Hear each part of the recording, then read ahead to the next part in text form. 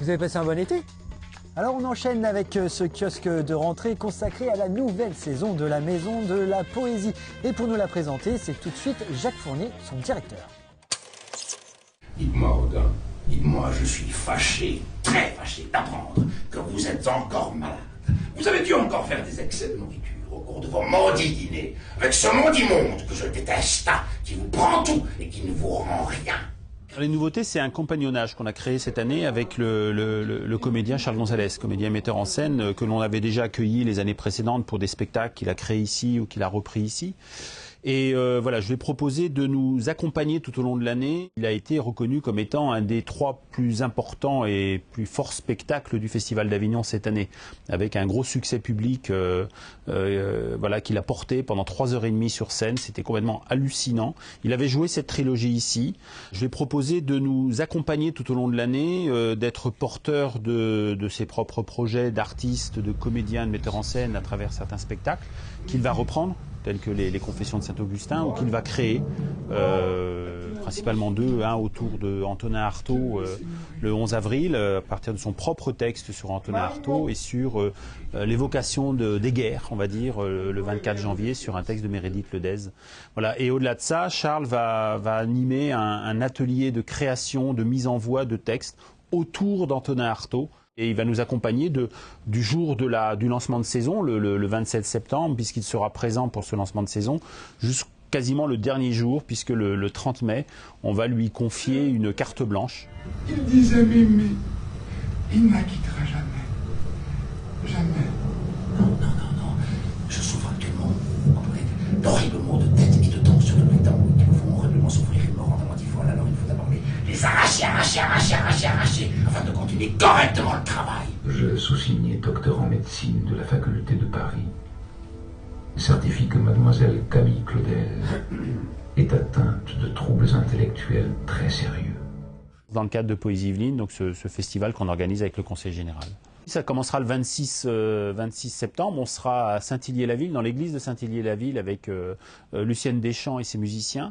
Et on terminera le 5 octobre, dans l'après-midi, avec Lucienne Deschamps qui reviendra, mais cette fois-ci avec des poètes, et avec Olivier Barbaran, et tout cela à la maison Elsa Triolet-Aragon à Saint-Arnoux.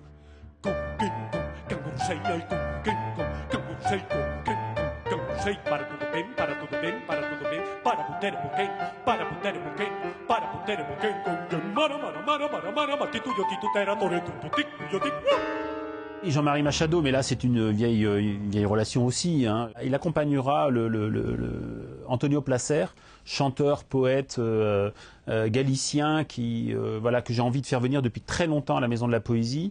Et ils ont monté à 2 un projet incroyable qui s'appelle République Alma, dans lequel ce géant qui est Antonio Placer chante et dit des textes en français, en galicien, en espagnol, mais aussi dans sa propre langue, puisqu'il a inventé une langue. Il le raconte quand il était enfant pour s'inventer des histoires. Et il sera accompagné au piano, seul, par Jean-Marie Machado. Ça, ce sera en février. Ce sera dans le cadre d'une grande soirée consacrée à Antonio Placer. Oye, mira, que no sabes que te tengo, que no sabes que te tengo, que te quiero llevar. Oye, sí, que no, que te doy, que me das, que no sabes que te quiero cada día más para la conquera. 15 novembre, hein, c'est la date retenue par le Pen Club et Amnesty International pour les écrivains persécutés. Nous avons une soirée qui s'appelle maintenant la soirée des écrivains persécutés, emprisonnés et empêchés. Ces écrivains, ils seront au nombre de 4. Ce seront 4 écrivains syriens qui vivent en France actuellement, accompagnés par un musicien syrien, pour une grande soirée. Et tout au long de la semaine qui aura précédé, et ça c'est important aussi de le préciser, ces écrivains auront rencontré des lycéens, des collégiens, des étudiants pour parler de leur histoire.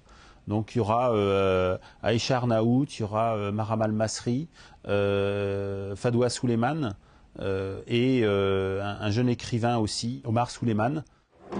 L'aria calda, i galleggianti filavano in superficie una grossa luna, senz'altro appoggio come fosse mattina. Regardez vers le rivage. Regardez encore et encore. L'air chaud. Les restes du repas, la fourgonnette qui amène le bois brûlé. L'étoffe rêche de la chemise blanche. Bérénice est une musicienne violoncelliste de belle qualité, de formation classique, qui enseigne à Versailles. Et donc, depuis quelque temps, elle a découvert cette passion d'accompagner le texte poétique. Donc, elle a monté un programme mensuel, donc un jeudi par mois, beaucoup d'humour, mais des choses aussi très graves. On évoquera le vin, on évoquera la quarantaine, on évoquera les femmes. Et voilà, ça sera un programme très éclectique sur ces 6 rendez-vous dans l'année, à partir du mois de janvier jusqu'au mois de juin.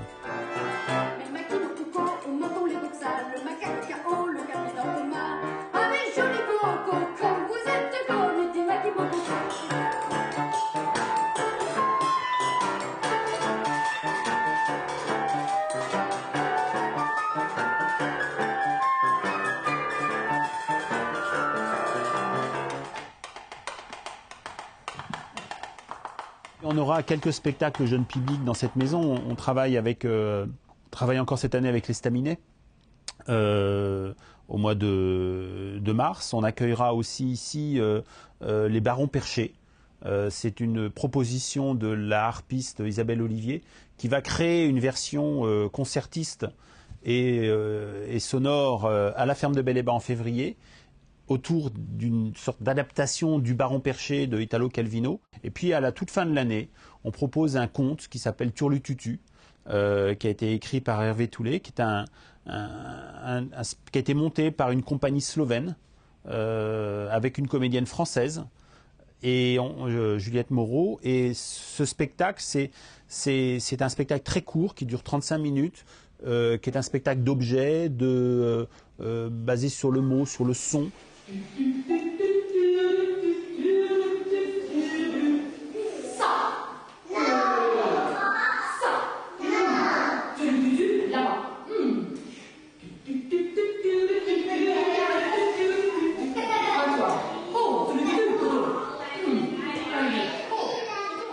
Il y aura encore, comme d'habitude, ça devient une habitude et j'en suis très heureux, des moments d'atelier d'écriture, certains week-ends ici, donc dans le programme tout est indiqué.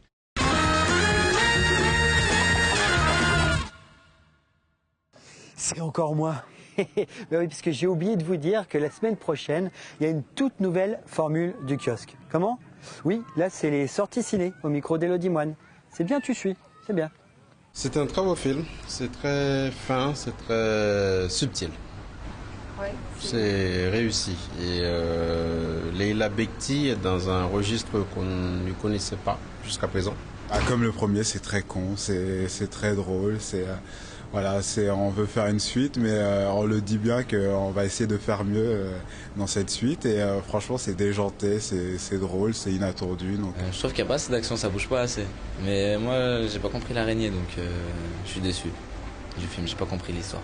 Le film en soi, il est bien réalisé, les acteurs ils sont bons, ils sont super bons, mais il manque quelque chose. C'est très bien joué, les actrices sont superbes.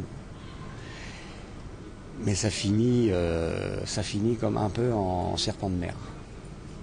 Voilà. Alors je dis que ça parce qu'il ne faut pas raconter l'histoire. Mais c'est très bien, moi j'ai bien aimé. Bon, c'est pas rapide, c'est un film lent, hein, mais c'est très bien joué et c'est prenant. Il y a des belles parties musicales dans le film. Et c'est un bon film, il aborde en fait tous les problèmes liés aux hôpitaux et aux réductions de crédit, et puis ainsi que... Je dirais la vie des médecins, ça alterne pas mal les scènes tragiques et puis les scènes comiques. C'est ce qui fait la vie des médecins. Oh, Pat Le Guen, tu peux nous envoyer la chronique ciné là cette semaine, c'est Gaël Pinault. Attrape, merci. Bonjour, c'est la rentrée des classes. Alors pour que ce soit un moment sympa pour tout le monde, nous vous proposons de passer un moment agréable au cinéma Le Grenier à Sel de Trappes. Ce sera ce vendredi 5 septembre à 20h45. Il s'agit de l'avant-première du film So Long. Je vais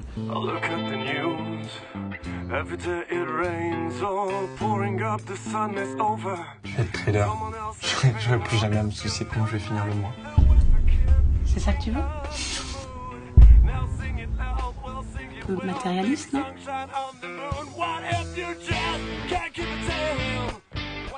So Long, c'est le premier long métrage de Bruno Mercier et c'est en recherchant une musique pour son film qu'il a rencontré Elia Cohen et lui a demandé de tenir le rôle principal. Elia Cohen, c'est avant tout un musicien et un compositeur. Il fait partie du groupe Rorschach et c'est donc son tout premier rôle. Après la projection, il y aura un mini-concert acoustique. Il a composé la musique du film et il viendra l'interpréter quelques titres en acoustique avec sa guitare au grenier à sel. J'ai toujours rêvé d'être riche, de vivre dans des palaces, de partir quand je voudrais. Ça sent de revanche, ça. Pas rêve. T'as qu'à dire non. Dis non. Non. À ses côtés, dans le film, nous découvrons aussi une jeune actrice qui s'appelle Juliette Dutemps, qui est une comédienne professionnelle et on la retrouve régulièrement sur les planches. Les deux acteurs seront donc au grenier à sel le vendredi 5 septembre à 20h45. Pensez à réserver sur notre site www.cinémagrenier-à-sel.